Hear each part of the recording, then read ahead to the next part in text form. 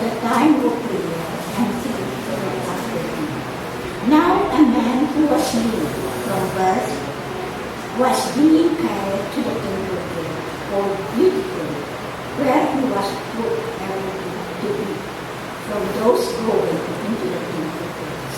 When he saw Peter and John about to be there, he asked them for money. Peter looked straight at him as he talked. Then Peter said, "Look at us."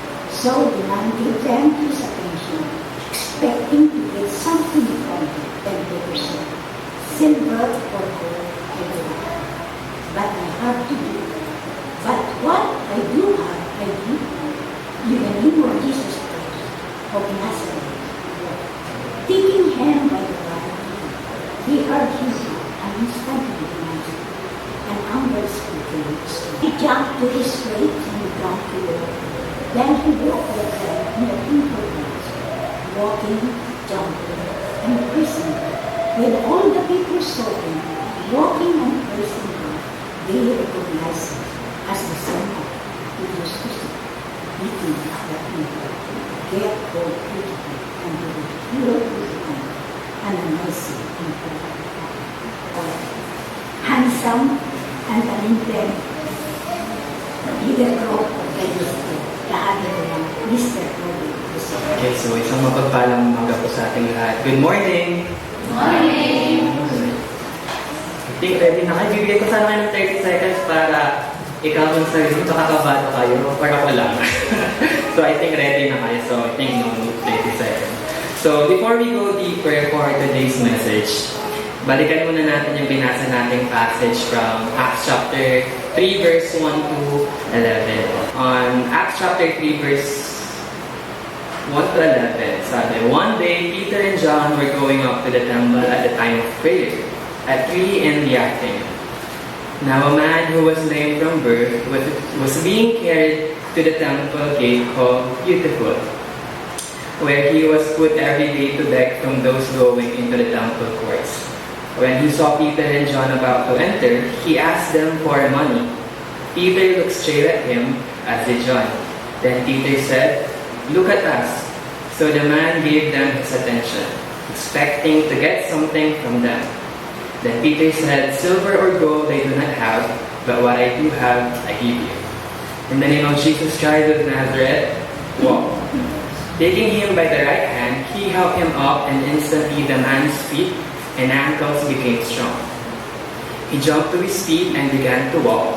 Then he went with them into the temple courts, walking and jumping and praising God. When all the people saw him walking and praising God, they recognized him as the same man who used to sit begging at the temple gate called Beautiful. And they were filled with wonder and amazement at what happened to him." So in short, a man who lived his whole life being a crippled or lumpo in Tagalog. Once he met Peter and John in the gate called Beautiful, he was healed because of the miracle performed by Peter and John in the name of Jesus Christ. So, as we read again, as I read the passage to you, ano yung transformation na nakita natin on this passage? Ano yan? Nakapag-walk. And that is correct. So we can see that from that verse, from Acts chapter 3 verse 1 to 11, the crippled man was healed. And that is correct. We saw that from being crippled, the man began to walk, jump, and even praise God. We saw that the man was transformed physically. But you see, transformations comes in many forms. And first transformation, siguro it could be seen through size. We can see small, medium, large. Siguro naisip nyo yan yung mga sizes nyo habang tumatanda kayo. Small, tapos naging medium, tapos ngayon large. Umabot pa nga ata, extra large pa. Maybe. Yeah. Transformation in size. Or even through color.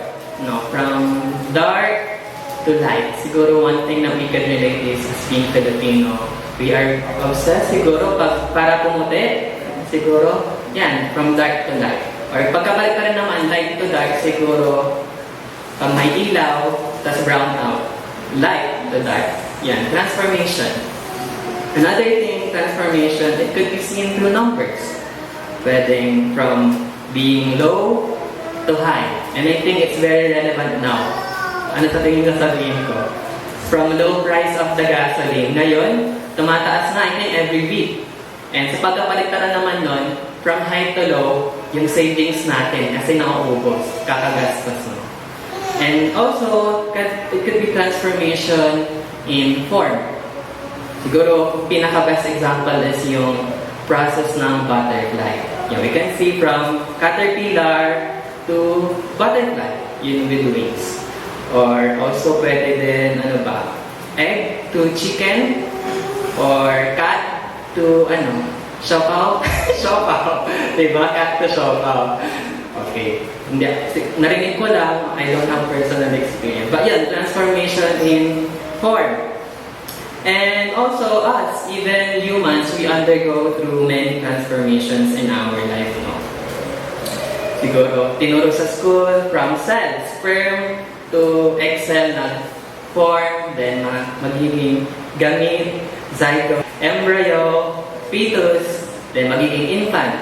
Tapos after nun, magiging toddler, child, magiging teenager, adolescent, then young adult, old adult, then death. That's transformation as well in us being humans.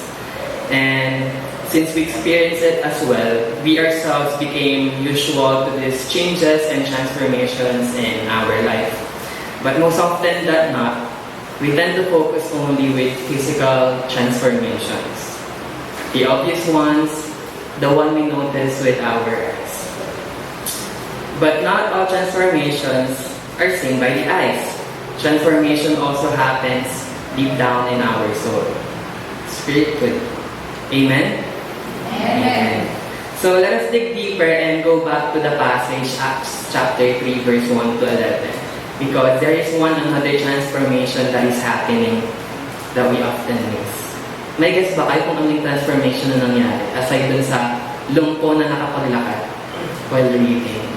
Meron? May hula? Sirit na? So, not just in the body of the crippled man, but in the lives of Peter and John. Okay, God is good? All the time. And all the time, God is good. so thank you po for this beautiful morning. Our pastors are still on their mission on Korea, and they have tasked me to speak the word of God for today's morning, and I'm very blessed. Even though it's very nerve-wracking and a big responsibility to hold on, but still, God has a plan, and I hope I can fulfill it this morning. No? So it was during one of my devotion nights, as I read Acts chapter 3, in which I fully realized what message would I want to share this morning. As I read those words from Acts chapter 3, verse 1 to 11, I was amazed not only because the man was healed, but most especially because the disciples, in the name of Jesus, were able to heal the crippled man. But maybe some of you will say, di ba parang automatic na yun? Kasi disciples sila ni Jesus eh. Jesus can heal. Jesus can perform miracles. Jesus lived with the disciples when He was here on earth. Parang basic naman na sa kanila ata yun that they can perform as well. Diba? Ganun siguro yung iniisip. Ganun din yung iniisip ko before. And for us to truly understand this, let us go back what happens way before these disciples were able to do miracles in the name of Jesus Christ. As I started my devotion this 2026, which became, I think, one of my unsaid resolution, I think, this year, is to read the Bible, to have my devotion. One advice that I read online was to start on the Synoptic Gospels, which is Matthew, Mark, and Luke. And if katulad niyo ako na have read these books, especially consistently one after the another, you will notice the pattern of stories. Napansin niyo ba yan? Nabasa niyo na yung mga libro sa Matthew, Mark, and Luke. That most, if not the entire content of these three books, revolves to the same stories. But in just different writings or perspectives. So, the book of Matthew was written by Apostle Matthew himself, the disciple of Jesus, the tax collector, so you can remember.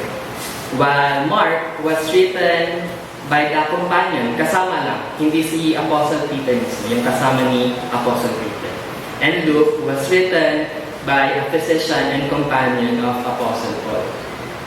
And one story, as I read on these three books, that stood out in my mind is when the disciples weren't able to heal or cast out the evil spirit on a possessed man. Does it ring a bell on your mind? Nabasa niyo na ba yun sa Bible? When a man asked the disciples of Jesus to cast out the evil spirit from the possessed child, hindi nagawa ng mga disciples. They can. Ano kaya nangyari pa hindi nila nagawa? So, let us take a look from Matthew, Mark, and Luke. So, medyo malit na. Yeah. So, yung nasa screen ngayon is a passage from Matthew chapter 17, verse 14 to 20, Mark chapter 9, verse 17 to 29, Luke chapter 9, verse 37 to 43. This is the story that I was telling. Yung story ng man, yung inas niya yung mga disciples ni Jesus to heal his child, but they weren't able to.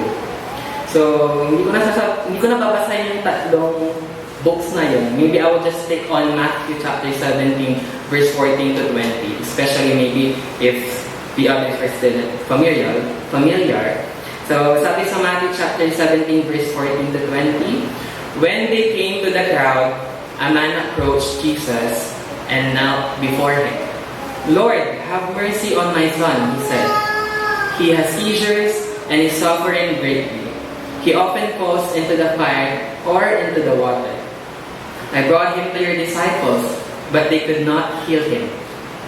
You unbelieving and perverse generation, Jesus replied, how long shall I stay with you? How long shall I put up with you? Bring the boy here to me. Jesus rebuked the demon, and it came out of the boy. And he was healed at that moment. Then the disciples came to Jesus in private and asked, why couldn't we drive it out? He replied, because you have so little faith. Truly I tell you, if you have faith as small as a mustard seed, you can say to this mountain, move from here to there, and it will move. Nothing will be impossible for you. So, even sa Mark, even sa Luke, same story, but maybe just different writings, but the lesson is the same. So, maybe hindi skip na natin yun. So, imagine, these were the very words, different perspective, yet the same story and lesson that I've read with maybe just a few weeks in interval. Because after maybe 2 weeks, ganon, since ang ginagawa ko, 1 chapter per day or per night kung hindi nagawa ng morning. So, ganon. So, with that, it was really ingrained to my mind after ng Matthew, Mark, Luke, paulit-ulit kong nababasa na they weren't able to heal and cast out the evil spirit on the possessed child. So, hindi isipin natin na hindi automatic na pag-disciple ka ni Jesus, pag-tagasmit ka ni Jesus, parang madali na lang sa'yo gawin lahat. Na parang automatic na lang kung anong ginagawa ni Jesus, kaya mo din gawin. So, after ko basahin yung book ng Matthew, Mark, and Luke, ang susunod doon is actually John. Pero yun yung pinakauna kong nabasa. Yun din yung advice nila. And after nung Matthew, Mark, Luke, skip natin ng John since yun yung una kong nabasa, will be the book of Acts. So, mauna yung Matthew, Mark, Luke, then Acts. Which yung Acts, yun yung binasa natin na scripture passage kanina. Then nabasa ko yun. Ngayon, nalaman ko na they were able to heal the crippled man. So, nung binasa ko yun, parang ang naisip ko, parang anong nangyari, di ba? Paulit-ulit kong nababasa, they weren't able to cast out the evil spirit from a possessed child. Then acts happened. They were able to heal the crippled man. And for us to know, acts happened after Jesus' ascension. While Matthew, Mark, and Luke, the disciples was with Jesus. Tama ba? Yan. So, anong nangyari? But they were able to do this thing, pero nung dati, hindi nila kayang gawin. So, naisip ko, wow, nagbago na sila. Binago na sila. They changed for the better. And this is the transformation na sinasabi ko. It don't happen instantly. Yung transformation na nangyari sa buhay ng mga disciple, it came from a process. It undergo a series of steps, adjustment, changes, since it is a process. And the first step on that process is being called.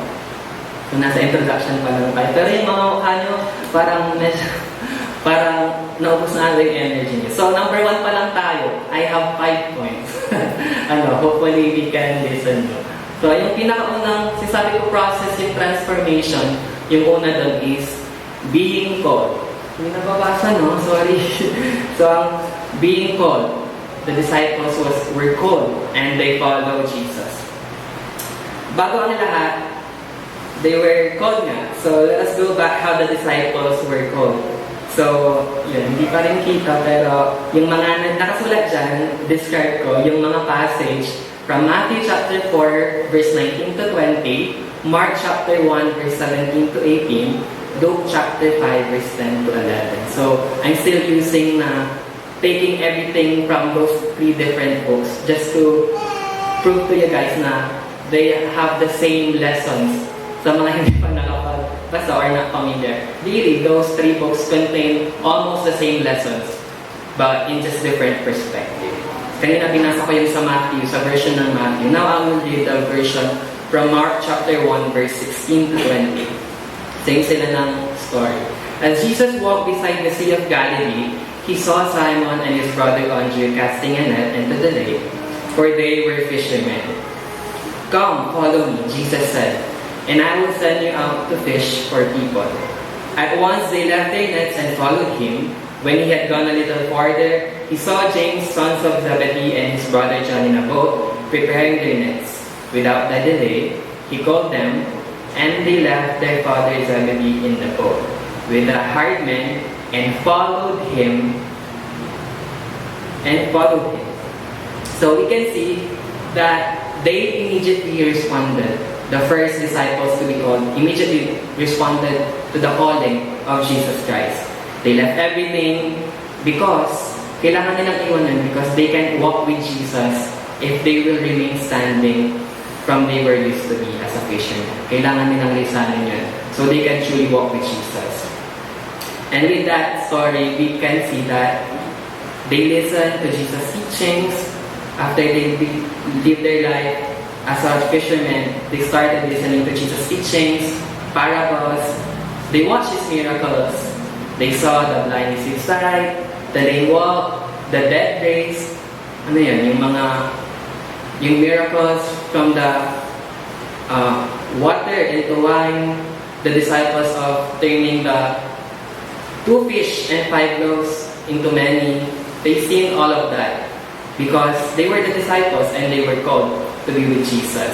At this stage, being called, yung first point natin, they were learners from the stories and parables of Jesus.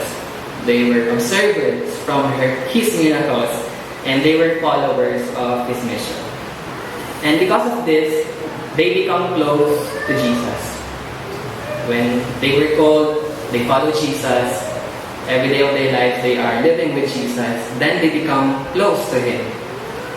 But still, they are not yet walking in His authority. Ano ba? Akala ko ba parang kasama na nila si Jesus? But why are you saying na hindi pa sila naglalakad sa authority ni Jesus? And to simply explain this is, let us take today's scenario. Diba? Many Christians, tayo. Nandito tayo, we are already called. Are you already called by Jesus? Amen. Hindi nyo alam kung sino yung tumawag. Ibang number ba? We are already called by Jesus. You attend church, you listen to sermons, you even speak one, right now. You know about Jesus. But does that mean you are fully transformed by Him? Binago na ba kayo ng Panginoon? Ano sa tingin niyo? Para sa sarili. It doesn't mean, no, pag tinawag na tayo, we are already transformed. Not yet. And the same with the disciples that time. They were first called. They are called but still not transformed. Because following is just the beginning. Nag-uumpisa pa lang. Being called is not the destination. It is our starting point. That's why it's considered as first step. Sabi ko kanina, first step siya kasi yun yung starting point. Tama ba? Tama. And because when you are called, the next thing for you is to be commissioned. Ano yung number 1? Called. And number 2, commission. Ano yung, pag naririnig natin yung salitang commission, ano yung naiisip natin? Parang naiisip yung nakuha natin pag may ginagawa tayo. Sa trabaho, pag nakakabenta, may commission tayo. Tama ba? Sa TikTok, pag nasa pag nasa basket nyo, ganon, may commission kayo pag may bumili. Ibang commission yun. Ganyan tayo rin naiisip nila. So, sabi dito, kasi yung naisip natin, it is used as a subject. But itong commission na sinasabi mo ngayon, it is used as a verb, action word. They are commissioned. They were asked, they were sent, they were tasked to do something. After they were called, the disciples were called, Jesus asked them to do something. That is number 2, commission. So, yun, hindi nyo nababasa, pero again, I've taken passages from Matthew, Mark, and Luke. Ngayon naman, babasahin ko yung version sa Luke. Same, pag babasahin nyo, same pa rin sila. In Luke chapter 9, verse 1, it says, when Jesus had called the 12 together, He gave them power and authority to drive out all the demons and to cure diseases. And He sent them out to proclaim the kingdom of God and to heal the sick. Babasahin ko ulit. When Jesus had called the 12 together, He gave them power and authority to drive out all demons and to cure diseases. And He sent them out to proclaim the kingdom of God and to heal the sick. So we can see from that passage from Luke chapter 9 verse 1, and the same with Matthew chapter 10 verse 1, Mark chapter 6 verse 7, that Jesus has given full authority to the disciples to work and to start their mission. They were already doing their ministry, and they were already used by God. So that was from Luke, diba? So baka malilito kayo, bakit? But dun sa Acts na binasa ko, which is after Matthew, Mark, and Luke, yung nangyari is, they were able to heal the crippled man. Nung sinabi sa Luke that they already have the power, but pa na-amaze ako during Acts kung bakit they were able to heal the man, kasi sinabi naman na sa Luke na they already have the authority. Naintindihan ko ba natin? So baka binigyan na pala sila ng authority nung Luke pa lang eh. And after Luke, come Acts, and they were able to heal the crippled man. So, automatic na yun kasi binigyan sila ng authority. But see,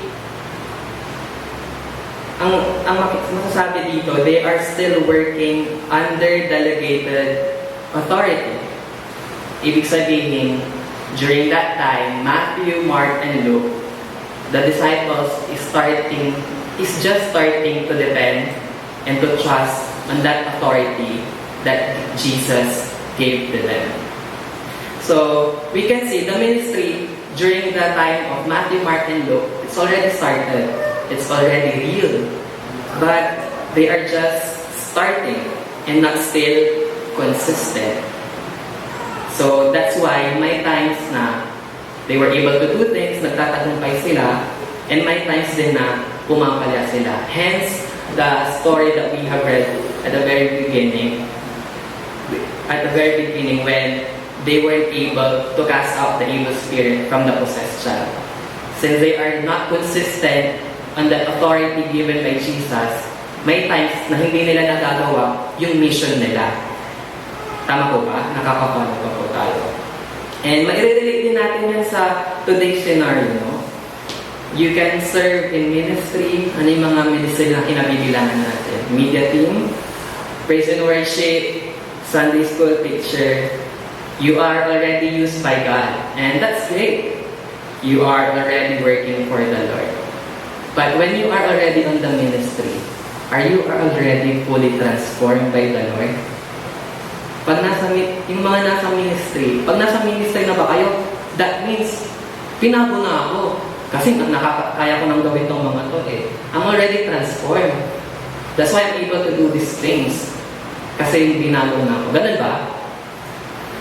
Still, not yet. Even you are already singing for the Lord, teaching kids with the lessons, taking pictures, that doesn't mean that your spiritual life is fully transformed. You can serve, you can do your work in the ministry, but you are still in the process. Because God can work through you. God can use you while He is still working in your life as well at the same time.